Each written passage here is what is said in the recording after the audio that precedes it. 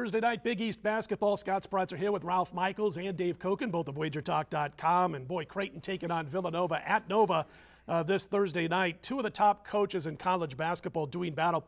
Real nice primer for the big weekend. Ralph, the Wildcats won all three meetings last season. The closest margin of victory came in Omaha, as you would expect. It was a 10-point win by Villanova. They won by 16 on this particular floor when they were laying 11. Now, we were talking a little bit before we started shooting, and Dave was asking us where we made our power ratings, and I actually made mine the same as it was last year, 11, but then had to drop at a point for not having Phil Booth. Does that kind of expose this team's lack of depth? I don't know about this game, but as we get deeper into the season and closer to March. Well, this is only the third game with Martine Krompool not in for Creighton, right. So I think the advantage actually goes to Villanova. If you made this line prior to both those players out, it would actually be higher. So I think the injury is much more important to Creighton.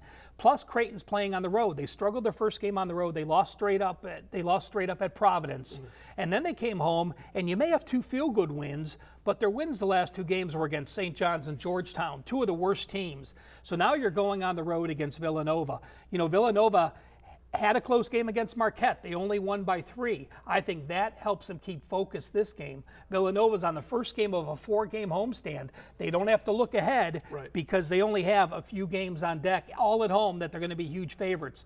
The one point that I look at Villanova, now that they're laying inflated lines being the best team in basketball, over their last 8 games, they're 4-4 ATS. If they allow over 71 points, they're 0-4. They covered all 4 games that they held their opponents to 70 or less. So when their defense is running, you know, they played Marquette last game, allowed 85 points and a 3-point win. I think they hold Creighton under that number.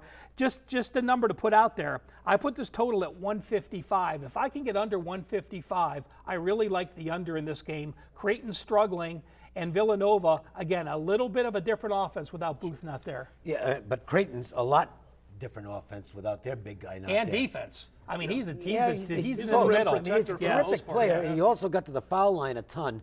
And the problem, the guy who stepped in for him is a nice player. He's a veteran, but he's more of a stretch 4. Sure. I mean, he likes to go out and shoot the 3. He's just not an effective inside player, so it's really changed things for Creighton. It's tough luck for your old hometown team because this is the second straight season where they've had a team that looked like, boy, you know, they might be able to make a run come March Madness, and then they lose a critical component. And it changes the whole team. Last year they lose their point guard. Maurice they were Watson never the same team. I'll tell you what, Dave, I don't know about you. I mean, last year's version at full health was better than this year's version at full health. And of course, Maurice Watson Jr. was player of the year type of candidate.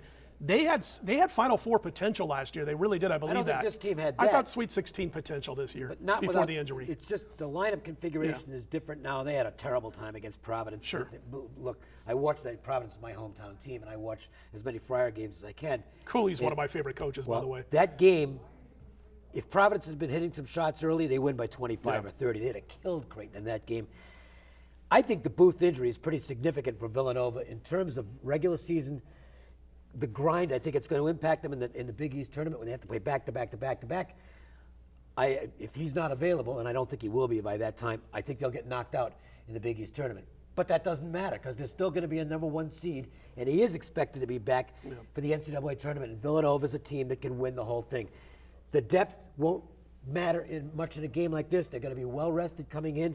And Creighton's got their own depth issues. So to me, this is a bad matchup for Creighton. I think Villanova nails them. So are you telling Jay Wright to pull the Alabama? Don't lose the SEC game. Don't get in the championship. Lose that first game in the tournament. Rest the rest of your thing, and you're ready to go. And still be the #1 seed. That's one of the, it's worked to the old Big East. That's one of the things we look at as handicappers in these conference tournaments. Teams that are already locked in with a 1 or 2 seed in the NCAA tournament, particularly if they're a 1 or 2 seed, the incentive just isn't there. I mean, you know, let's get the game for pride, but I got to tell you something. They're better off getting a few days off. Well, I think we're all kind of in agreement here. I can't take the points with the Blue Jays in this one. Listen, you know, one thing I love McDermott. I mean, what he was doing at Northern Iowa, even kind of at Iowa State, you know, first team to 60 wins. He totally changed his coaching style, his mindset. He went out and got quickness. He recruits good athletes, and they want to score 90 points per game. There's not too many coaches who will change what they've done for most of their entire, you know, coaching career. The bottom line for me in this one, besides the fact they're not going to have Martine Krompool, which is 12-8 a night, and as Ralph said, a rim protector, they're only one. This team doesn't have nastitude. It's a word I made up a long time ago. They don't have nastitude. They don't get in your face. They don't talk. They don't jaw. They're not cocky. They don't make you feel like, maybe you back down a little bashful. Not that Nova would, but there are teams that would. And they're extremely well coached, great fundamentals, but they don't have nastitude, and that's going to cost them against teams like this. One thing I don't want to hear, this is one of my pet peeves, people saying, oh, well, Creighton has triple revenge and they got knocked out of the tournament. Well, when you're an underdog, that's not triple revenge. Exactly. You only have revenge if you were the better team and got upset. So I hate that. Yep. Don't even look at that angle. Again, unless you're the better team and you actually got upset, then use the word revenge. Other than that, you just lost 3 times to a better team. You didn't. It's not revenge. You were expected to lose. You did what you were expected to do. Kansas State has got like 9 million revenge against Kansas, and they can't beat them. And it's in there. It's actually, between their ears. It's in their head. Against them. It Yes. goes, Yeah. All right, guys, don't forget 7-day all access for the handicapper of your choice at WagerTalk.com, only $99. If you like what you see, you click on that thumbs up button, you share it with friends and family. You get all these wonderful faces and videos for free anytime you want them. We are WagerTalk. We got more to come. Stick around.